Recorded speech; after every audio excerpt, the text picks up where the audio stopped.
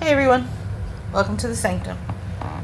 It's me, Al, and I wanted to go over one of my decks that I've had for a while. It is one that I don't often pull out for other people. It's not that I don't use it for other people, it is one that I use for special reasons and special occasions. And the reason why is this deck is a very deep deck, like seriously deep. We're talking on the space of 9 to 10, we're talking it is like a 12, 13. This deck is going to deeply go into your soul and pull out that parts of you you don't want to necessarily look at. This is definitely a soul work deck. It is definitely a shadow deck in a lot of ways. I very much love different pantheons. I am definitely a server of the pantheonic realms, and whether it be Celtic, Egyptian, Greek. I have discovered that there is a few Taoist deities that have really been pulling to me, which I did not expect recently. And that was a shocker of a learning thing lately. More on that later. But this deck, when I bought it, I actually couldn't pick it up for about a month. And here's why. When I first took it out of its box, which, by the way, it is like super sturdy. This deck, by the way, is by Alana Fairchild. She is probably one of my favorite deck authors. It's by Blue Angel, by the way. Sturdy as all get out. It is definitely this is definitely one of those decks that you want to get. And they actually have a pocket version, which, now that I know that that pocket version exists, I probably are going to get the pocket version as well. And the reason is because these cards are big. I'm not going to lie, they are bigger than normal decks because they are oracles.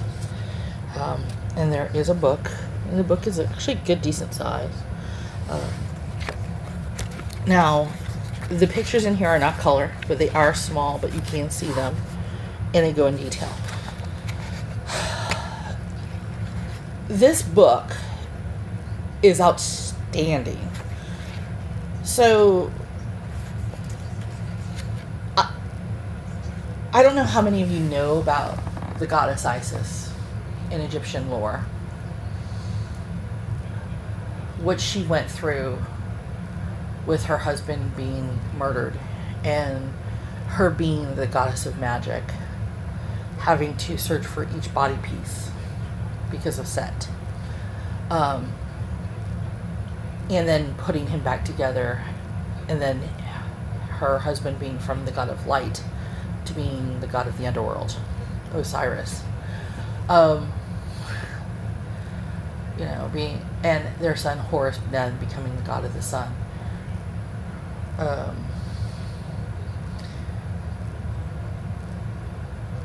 When you become a priestess or initiate of Isis, there is a lot of things that you learn, both within the knowledge of what's known about Isis, of the mythologies. And there are multiple mythologies because of the upper and lower dynasties that are there. Okay, I'm not going to tell you that there's not, because there are. Upper and lower have multiple that overlap and multiple that are different. Now, there's also different things that you're going to find out regarding them. Now, this book talks about a lot of, when they talk about the cards, and I'm going to show you some of the cards right now. Life Restored, this would be, see the scarab. And I have scarab stones, by the way, which I think are awesome. The Knot of Isis, which is probably one of my favorites. Divine Destiny, These pictures, by the way, are so beautiful. I would love to have them in big print and put it all over my house. I would. Divine Sister. Hi, Shango. Have you come to visit? You have, haven't you? Yes, I have, Mommy. Thanks. So, Ancient Tower of Mysteries. And that is the sister. That is the Divine Shake. Rattle. Brother in the Darkness. So, the Goddess of 1,000 Names. That is one of the biggest things about Isis. Isis has so many names. So many aspects to her. You can never fully know her. The Temple of Carnelian. One of my favorite stones to use when I work with her. Lady of the Stars. Actually, that's one of my names that I've always been known by, is Lady of Shadow and Stars, which is kind of funny for that. The Mother of Life.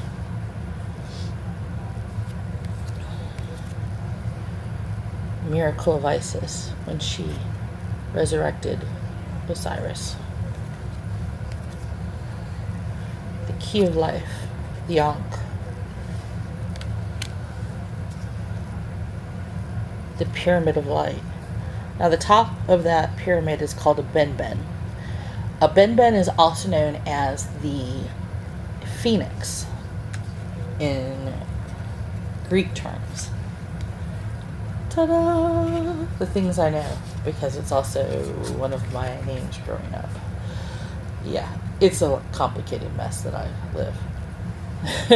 The Lunar Queen. The Queen of the Heavens. Very popular name for Isis. But you see these cards, they're just so gorgeous. They give you her name. They tell you underneath, uniting with the angelic self, the wings of Isis. Now there is a picture of Isis that you've probably seen on walls where she's bent on one knee and she has her wings spread. And that actual spread is actually a very important part of who and what she is. In regards to that, the dark mysteries. Now, being inducted into the mysteries of Isis has always been a very interesting process. It's like the illusion mysteries in Greek. The flower of power, which is the lotus. The cartouche, the divine names of power. If you can learn to read cartouches, you have things halfway meant.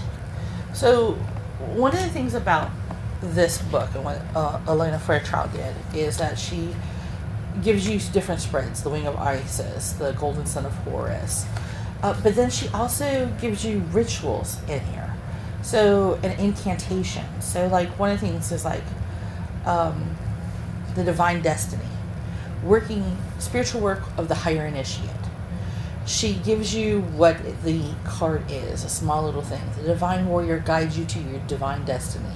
The Divine Warrior energy exists within men and women as the inner propulsion to continue with a worthy path, even during times of difficulty. When faced with a challenge, a true warrior will summon more of him or herself to the cause. It might be more wisdom, focus, intelligence, or surrender to the divine.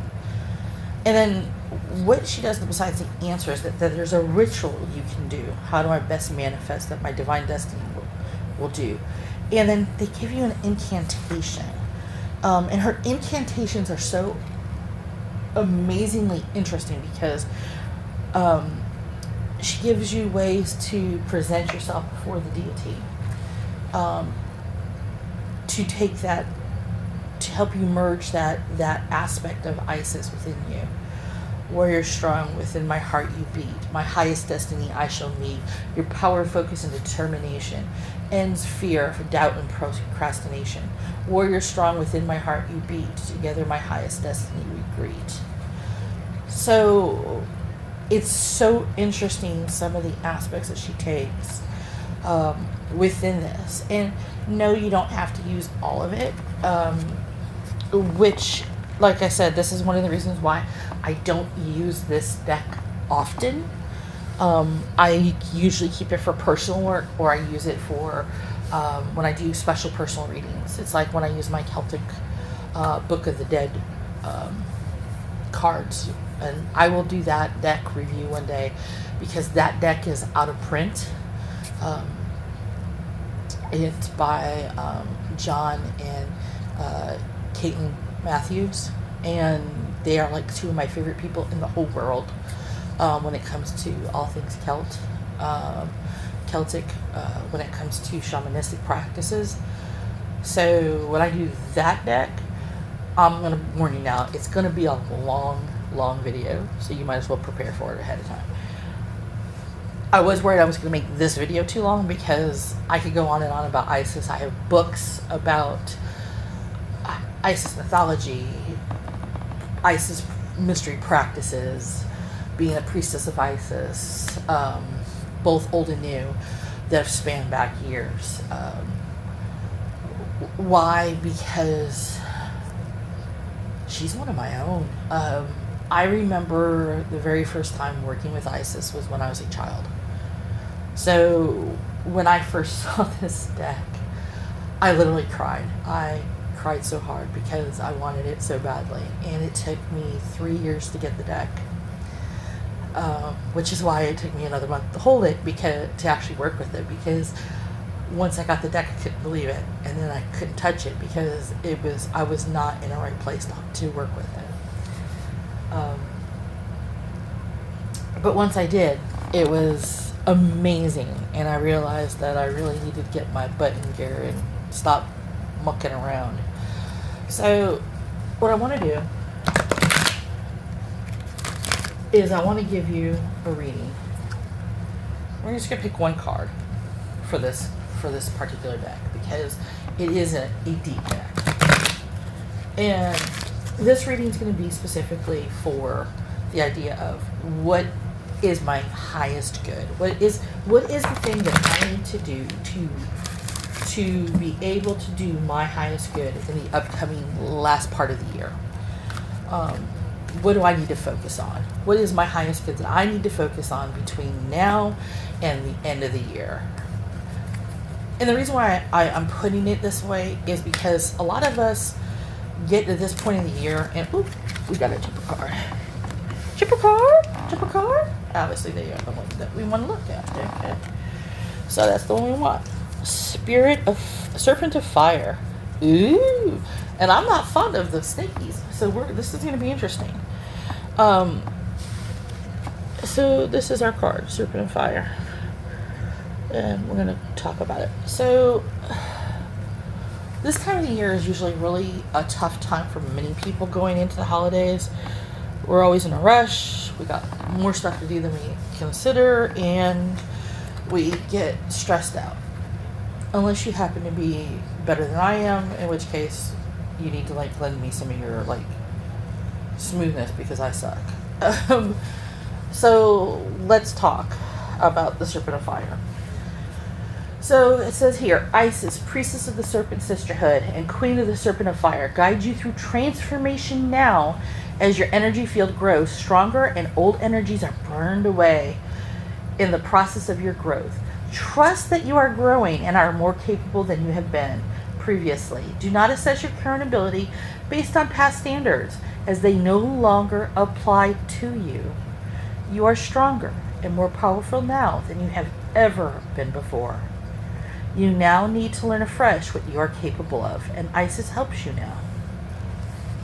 Okay, now, if you read the Zodiac cards review that I just did a bit ago, this kind of coincides with that.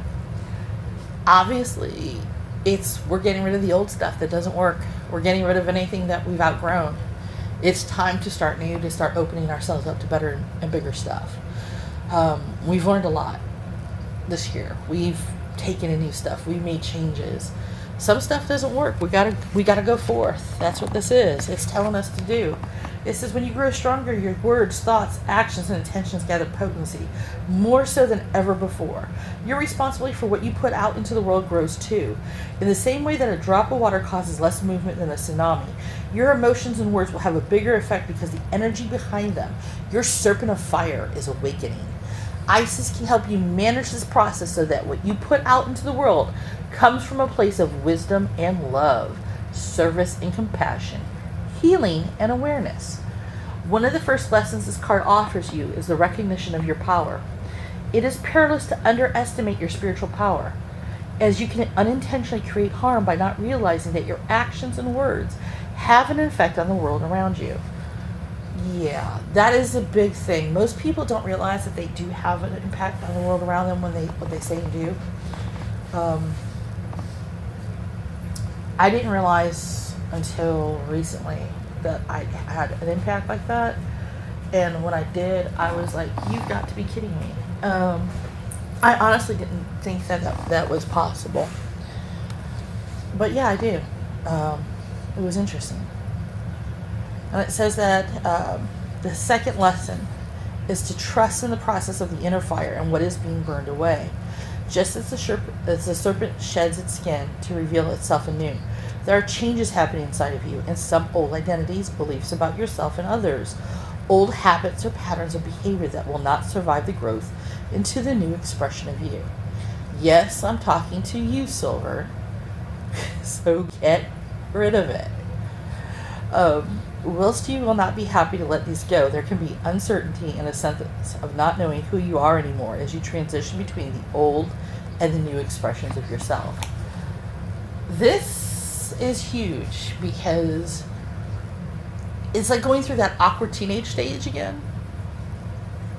And I've discovered that this year I have suffered through the awkward teenage stage multiple times this year. I've come out ahead.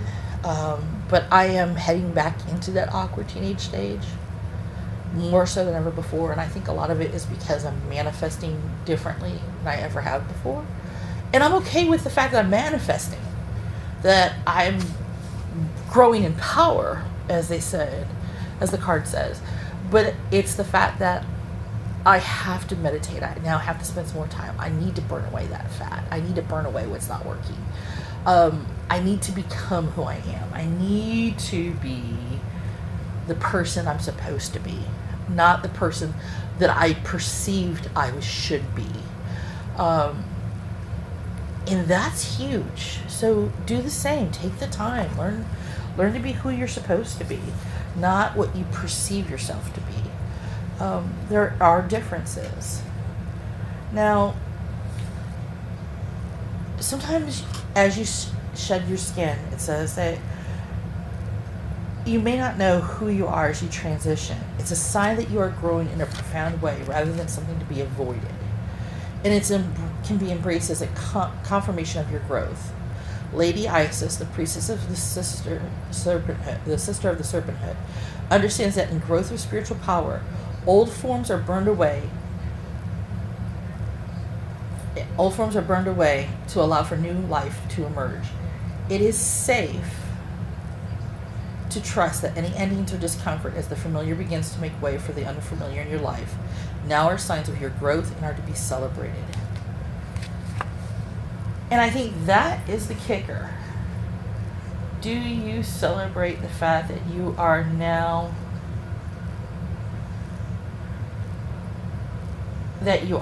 sitting there and are part and parcel of this? I think that is probably the piece of me that has the most trouble, is the fact that I feel that discomfort.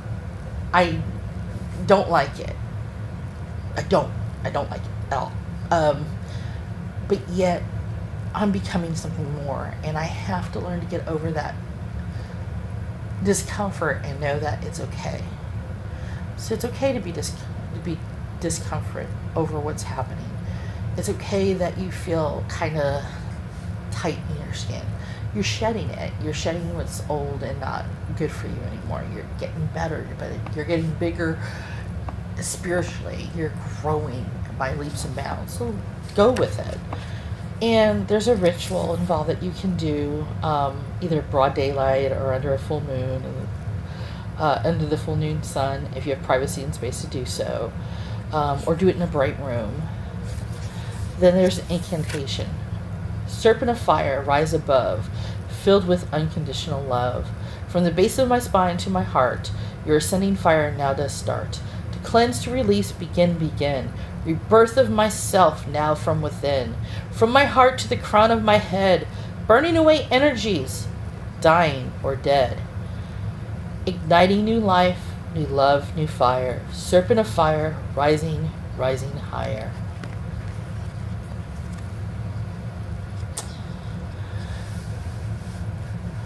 I love Alana Fairchild's work. This is probably one of my favorites. I'm not going to tell you that it's not. It probably is going to always be one of my favorites.